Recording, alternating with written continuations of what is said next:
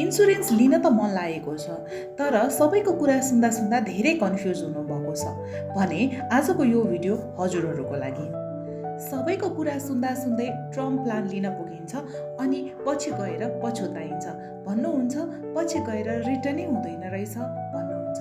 Term plan र endowment प्लानमा फरक छ। यहाँहरूले इन्सुरेन्स लिनु अगाडि यो कुरामा ध्यान पुर्याउनु होला।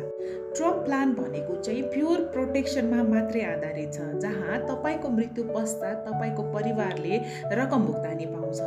जहाँ प्योर प्रोटेक्सन यानि कि मेच्युरिटी पश्चात कुनै पनि रकम भुक्तानी हुँदैन।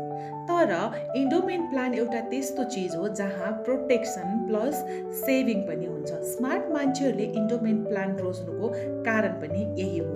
टर्म प्लान लिँदाखेरि चाहिँ प्रिमियम सस्तो हुन्छ, तर मेच्युरिटीमा रकम फिर्ता हुँदैन। सेभिङ, प्रोटेक्सन र मेच्युरिटी पश्चात बिमाङ्क प्लस बोनस भुक्तानीको लागि इन्डोमेन्ट प्लान एकदमै महत्त्वपूर्ण छ।